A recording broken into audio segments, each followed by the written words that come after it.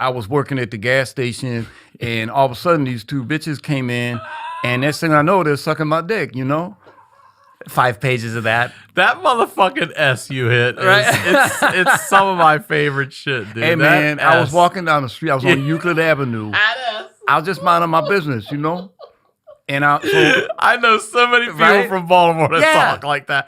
By the way, I mean, man. just as a quick aside, I'm glad you like that because I do that voice out of love. I grew up hearing this type of voice. Yeah. It is music to me, dude. It is. Like, When I it's hear that, I'm like, amazing. oh, I've heard you so many times back home. It's Never true. out here. Never Dude, out here. We had a guy that lived next door to me in Cleveland. His name was Rolo. I never heard a brother named Rolo.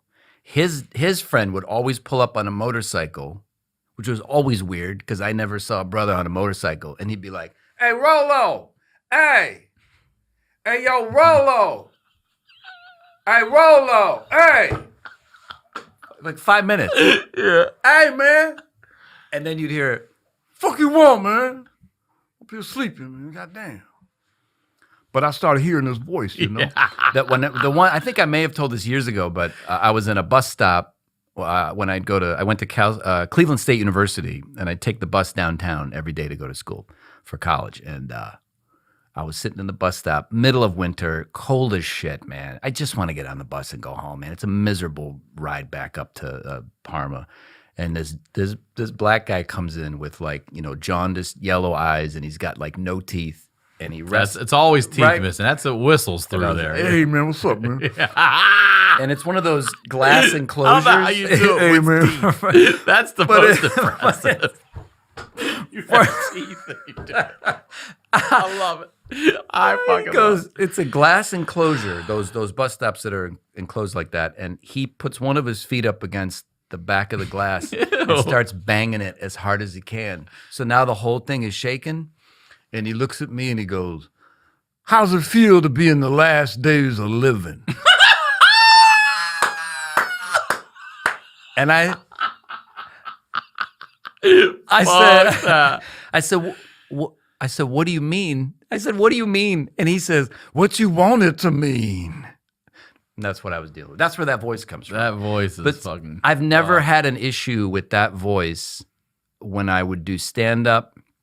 In fact, I had a lot of black people, husband and wife, people who would come up to me and they would laugh and they'd say, you are from Cleveland. That's amazing. It was not considered racist. Now it's very tricky in my voiceover world to navigate that because it's like you're not allowed to do it. And I'm like, I get it, but I'm honestly, it comes from a place of great love. Like that guy, I could do that guy all day, man. It's a fun guy to sit and talk to, man. Oh, I would sit and talk to that Honeydew, guy. man. Oh, I would have him. Oh, man. The one thing I love is I sit on my front porch and I just have some honeydew, man. You know this, Ryan Sickler. He had this motherfucker on talking some shit, man. Some black shit. I have talked to that guy for hours back home. I really That's, So. Oh, usually these two teeth, for some reason, they make it. You know what I mean? Usually How do they stay? All the other shit's gone, but usually these two teeth. The one thing my mama told me, always take care of your front teeth. Just those two? Just those two. I can open shit with these. I mean, Oh, yeah, God man. damn, dude. Hand me a can of beans. Watch this shit. Whoa. Darnell.